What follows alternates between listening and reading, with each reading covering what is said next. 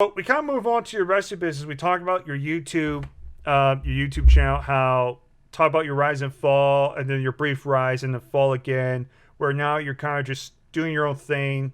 You talk about the wrestling business where you had fun, but unfortunately there were some problems involving that. And now you just talk about how you graduate. And we talk briefly from time to time. I'm not going to give all the details here. I'm going to kind of let you have the platform to kind of talk what you want to talk about, whatever you feel comfortable about.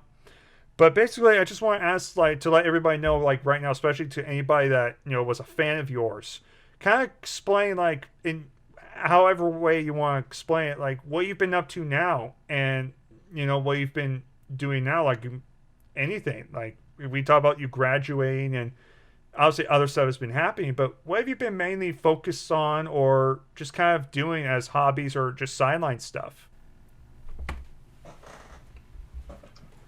So sideline stuff. Before COVID hit, I was coaching wrestling. That was a big thing, and I really love coaching wrestling and being a mentor for a lot of our athletes. So that was a big thing I did. I found a love for connecting back with dance. So before COVID hit too, I was able to perform on stage. And like it was 7 years I haven't performed in. I went up on stage and competed before COVID like really hit. So I was doing that. I was reffing for Ringside Wrestling and got to ref Cannibal Kelly and Joey Vendetta at the German club in a cage match. So that was a highlight for me, just being able to say that I was able to be a part of a cage match, not wrestling in one, but definitely reffing in one. So I thought that was great. And then stepped in the ring for Allied Wrestling Entertainment, and they want me to work with them. So Mitch Lightning came out of retirement, I guess you would say, and he had ended up having a match with Allied Wrestling Entertainment, which was great. I enjoyed that. Outside of going to university and going for my schooling, and then COVID hit, and Grand Theft Auto was my new friend. That's what I played on the side.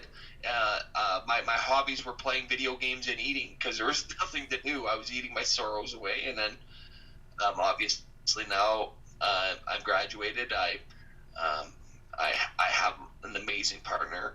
I'm working on building a family, and that's where I'm at. Right, I have a career ahead of me.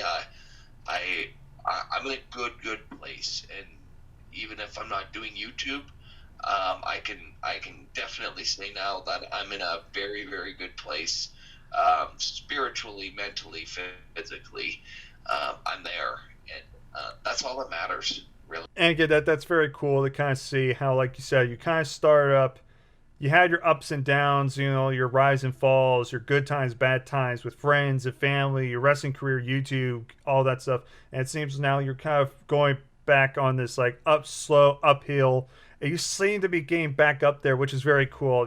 Like you said, you're dating now. You've just graduated. You're still doing wrestling from time to time, like refereeing, dancing. So you're still keep yourself pretty good. But I got asked $1 million question before we kind of move on from the interview portion of things, and we kind of talk more fun and opinion stuff. I got asked $1 million question because I get this every fucking time from my fans on Godzilla Hawk and some fans of yours. We just got to get this out of the way now so we don't have to talk about this ever again, because I know it's going to drive you up the wall. But we need to ask $1 million question. Yes or no, do we plan on seeing you on YouTube again, whether that's on your own channel or on someone else's channel like mine? Yeah, you'll probably see me pop up here or there, but it's definitely not going to be a thing where I'm making videos all the time, right? But yeah, I would love to do like a fantasy draft or something like that. We'll just need to arrange it to make time for it. But yeah, in all honesty, like that would be great.